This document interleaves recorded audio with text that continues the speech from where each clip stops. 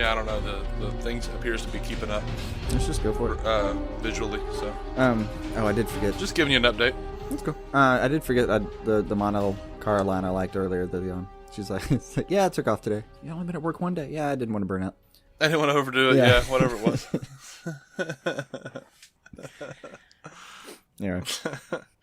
That was good. Right. Yeah, I might have to do that after this one. What? Little nose cleaning. Oh, yeah. Welcome into DC On Screen, episode 301. I'm your host, David C. Robertson. This, my co-host, Jason Goss. Howdy. All right. Going with a creepy howdy. Yeah. Today we're going to get super spoilery on the Flash 310 borrowing problems from the future. To recap, after initially looking like kind of a jackass, Barry finally decides he needs to tell Iris about the future he saw where Savitar kills her. He tells Iris, who advises him to tell the rest of the team. Well, except for Joe. The gang decides that the best way to try to help isn't to change the past, since that always mucks things up pretty royally, but to subtly change the pieces of the present and guide the future into a different course. Cisco vibes himself and Barry to the time when Iris was killed to read the headlines that he didn't stop to read before. The new scroll provides a to-do list for changing the future, and they set about their tasks. Caitlin, who has been feeling more and more out of control of Killer Frost, asks Julian to join the team and help her depower. The team is hesitant, but they accept his help on behalf of Caitlin, who has been prophesied to become Frost again in just a few months. Also, HR has completed renovations and is ready to open the Star Labs Museum. However, opening night is a complete bomb. Everyone, and especially Cisco, is ready to call it a day and shrug off the project until the news of the closing of Star Labs appears in the future news scroll. Cisco then revamps and advertises the museum pretty much overnight, and shares a great moment with HR as he shows him the crowded and repaired museum. The touching HR moment is quickly followed by the quiet appearance of Gypsy, who appears to be on the hunt for the alternate Harrison. So yeah. That is HR and her little hologram, right? That is HR and her little hologram, isn't it? Looked like him. Mm-hmm. Yeah. As far as I know. It's not. I'm kind of worried. Yeah. That's what I saw too. Yeah. Anyway. Great episode though, right? Yeah, for the most part. They gave us a whole list of things to deal with though for the rest of the year. Mm-hmm. They do. Got a Music Meister book deal. Something with Luigi's opens after a murder. Yeah. Joe gets an award. Killer Frost still at large. Killer Frost. Gorilla Attack. Yeah. City recovers. City recovers from Star Lab. Oh, wait, Star Lab's museum closing. Mm-hmm.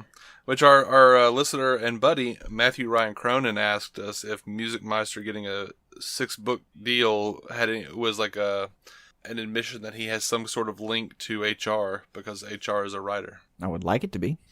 I kind of don't need it to be. I wouldn't mind that all kind of culminating in a way. I doubt it, but it'd be neat. Shit, where do you want to start? I mean, a lot happened. I'll start with like Iris and Barry absolutely destroy the vault scene. Yeah. Maybe the best acting I've seen out of Candace Patton so far. Yeah, she destroys it. Barry just looks, put upon as he always does. But... Yeah, I mean, he does exactly what, he does what Barry does. Like, look extremely concerned. Very well. Mm-hmm. And be just teary, but not quite losing it because he needs to be strong right now. Yeah, it's a little heart-wrenching. It is. Oh man, Candace, absolutely.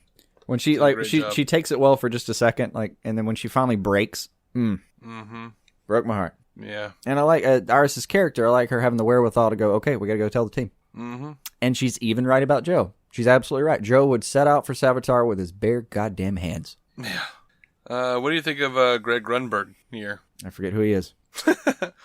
He's the cop that's like, I need help. I'm in a burning building. Parkman? Yeah. Parkman? Yeah.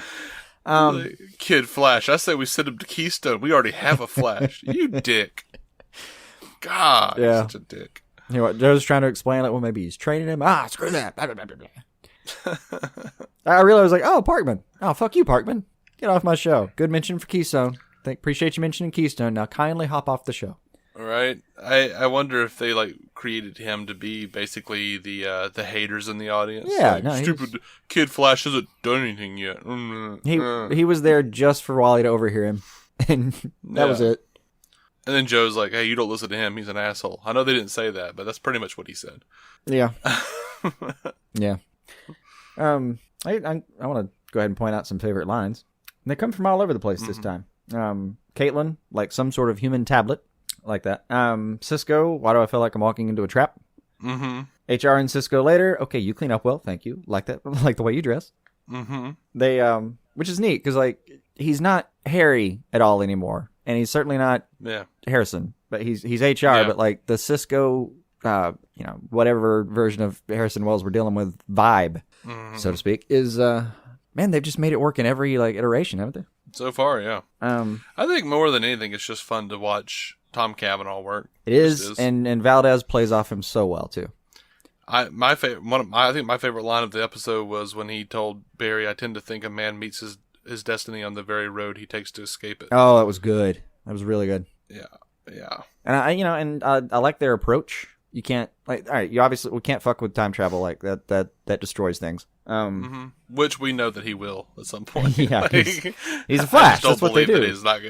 I don't believe that he's not going to go back in time and change it. No, what I'm wondering is why can't they go forward in time just over and over again? Is there a reason they can't just vibe to that point like every week and check in on how they're doing? I mean, I'm sure they will. I'm kind of hoping they do. Just pop in and like we get to see that scene over and over again with the changes that they've been making. Like, all right, well, we got the museum in good shape, and Killer Frost has a better piece of tech now. And I want to see a few that's just not helpful at all. Like, yeah, like wait, HR was there now, and then like they go into the future and it's like, oh, cool, they're now, Wally's, on the corner. Yeah, and they go into the future one time and it's just like, Iris is getting stabbed and Joe's on the roof masturbating. I don't understand. Yeah. Okay, like, we don't do that. They come back and like the city's destroyed and he still kills her, or they come back and like Gorilla Grodd's standing next to him now for no reason. Right. Or they come back and that they're killing Julian. He's killing Julian this time or something. And oh my gosh, they have to be like, well, do we let that one lie? Is this good enough? They should jump into the future and Savitar, Iris, and the Flash are all like singing, and the Music Meister is there, and they come back and it's like, what the hell was that? I don't know. Yeah, I don't know. That'd be good. That'd be really good. Yeah, I'd like them to go be like vibe and let's see how this looks every week kind of thing. I don't remember them giving me a reason like in-house reason right now why that can't happen. Yeah, but that seems I don't like see a reason why it can't. Like they're trying to like. I mean, they only got 6 things on that little to-do list from the headlines, and man, they already took care of like a third of them, supposedly, I guess. Yeah, I mean, kinda. It says Star Labs Museum reopens or closes. No, sorry, closes. It says closes. Now that didn't mean that Cisco doesn't pass out some school vouchers and get this thing humming, and then it gets it could get destroyed at some point. Star Labs could blow up again for all we know. Right. HR could go suddenly missing because he's decided he wants to be a sniper now and try to help the team in a more down-to-earth level and stops paying attention to the museum even though it's working now. I have a question about HR. Shoot. Is he just not trying to look different anymore? Not trying to look different? Yeah, because remember how he had the little holographic thing that made himself look different so that people wouldn't think he was Earth 1 Harrison Wells and try to arrest him? Ah. Yes, I see. I don't know. You know the thing that Harry was never concerned with? Yeah, the thing when he was like strolling through the streets with a freaking Halo gun. Yeah. Yeah. I don't know what they're doing with that. I don't know what the story is. I mean, was there a thing where like he attuned that thing to Team Flash so that they see say that, like, HR? Yeah, Team Flash sees HR, but I think the rest of the world sees like other dude. I forget what his face even looked like now. His business partner, yeah. That'll be fine. So everybody who comes in the museum sees his business partner. Right. Didn't you feel bad for him at the opening? I did. And Cisco really, takes it to him, man. No mercy. Cisco's a dick. It was worth it, though, for their little moments later about the thing about patience and even that nice little pat on the back after he's fixed the museum for him. Yeah. Good old Cisco came through. Oh, yeah. So far, this set of Geomancer Plunder is the most ridiculous thing I've seen. I didn't care about Plunder. I mean, I'll be honest. That's kind of the problem. But he didn't strike me as bad. And I wasn't even paying attention to him. My note on Plunder is that he has the coolest tech for one person that has been on this show so far. On any of these shows, actually, so far. Yeah. Freaking homing bullets, sound guns. True. And I think the game, they do plunder later. So I was happy they acknowledged that, like, this guy's got the coolest bag of tricks you've had on the show, man. Mm-hmm. I mean, they did point out that he looked like a pirate, so I guess I'm okay. Yeah. That was mentioned. You were taken care of. Oh, man. Yeah, something else. This is just a matter of Jesse L. Martin being entertaining, but for some reason, they are running. Made me laugh. Mm-hmm. I don't know why. And you know what's weird to me is Flash and Kid Flash aren't trying to vibrate to keep their identity a secret anymore. Oh, yeah. No, they're just chilling in the street, dressed in the mask. Yeah, it's weird. Yeah. They might want to acknowledge that at some point. No, before that, though, when it is Wally and Barry make up, right? Barry pulls him over and goes, man, it wasn't about you. Does the, hey, sorry, it was a jackass speech. You look back at, Joe sees him go to talk, and he comes back and he sees, they're bros now. Mm-hmm. Again, Jesse L. Martin, his like, I'm still proud of my boys look. That dude can kill me with one good long look. Mm-hmm. Again, he's the answer to crime. It's just Joe being disappointed. He's the answer to prison recidivism. I think that only works if they've had like a few years with them. You know what I mean? That's what we do. Like, all right, so for all prisoners from now on, should have like a giant wall-sized poster of Joe's eyes looking disappointed, and then just be forced to watch the Flash series over and over again. Mm-hmm. Except in the universe, there's no Flash series. So what? Oh no, I mean in the actual world. This is what we should do. Oh. In the actual world, we make him watch the Flash, and we get a giant poster of Jesse L. Martin. All right, maybe that'll work. So Flash gets a turtle for a house gift. That was just perfect. Mm-hmm. Kind of funny. That was great. I want to know what they name him. Ooh, didn't they already name him? Did they? I thought he was saying, "What am I going to name you?" I hope Cisco names him though. I think he was named Snurtle. Snurtle? I think so. Okay, that's funny. I'll take it just because it's a funny word. Mm-hmm. Why do you think Gypsy's looking for HR, man? Not a clue. He got out of there. It could be he went for more dubious reasons than he let on. Mm-hmm.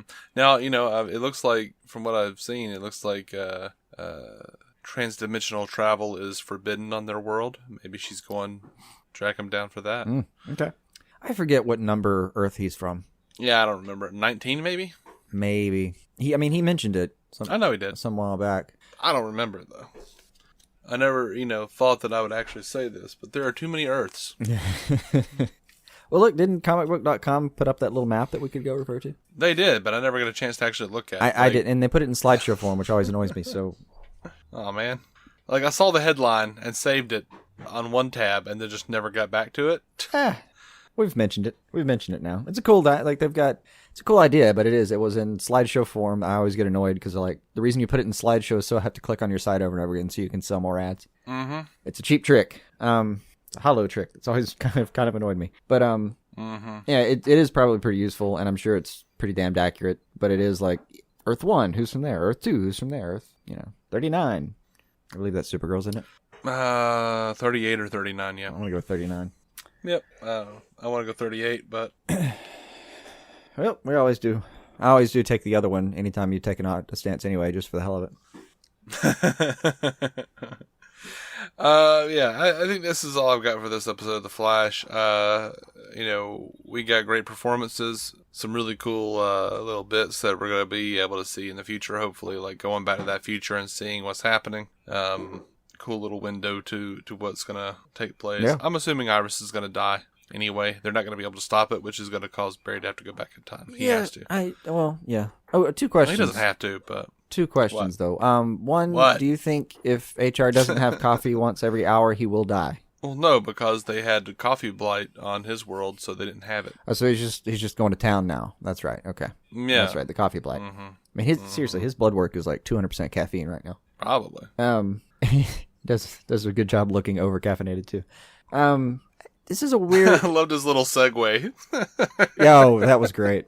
Everyone else looks so fucking annoyed by it too. But otherwise, I don't know if it's even relevant at all, and she's facing the wrong way, but I wonder if Iris can see Savitar in the flash forward, and I wonder if it matters if she can. This not being able to see Savitar thing, I'm still looking forward to them, I guess, bringing that back. Yeah. I mean, they have said they're going to explain why nobody else can see him. Yeah, it will be explained. Now I'm just looking for other stuff about it. Like, it just occurred to me that, she's not looking at him. Maybe she never saw him coming. Right. Well, she still can't see him, and she wouldn't either. Right. Or she wouldn't anyway. I mean, so. Right. Yeah. I love The Flash. Yep. Good show. Looking forward to it. Thank you guys. Thank you guys for listening. You can find every episode at dconscreen.com. We are proud members of the Giant Size Team Up Network, giantsizesteamup.com. You can contact us on Facebook and Twitter, DC on Screen, one word, Gmail, dconscreen@gmail.com. Also, proud members of the Batman Podcast Network. Remember to go give us those 5-star written reviews to be entered into the contest, the drawing, the giveaway drawing, whatever you want to call it. $15 or less DC trade paperback DVD or Blu-ray of your choice. 1 in 10 win. So, yeah. We are going to be coming right back with Legends of Tomorrow 209, Raiders of the Lost Art. And until then, keep some DC on your screen.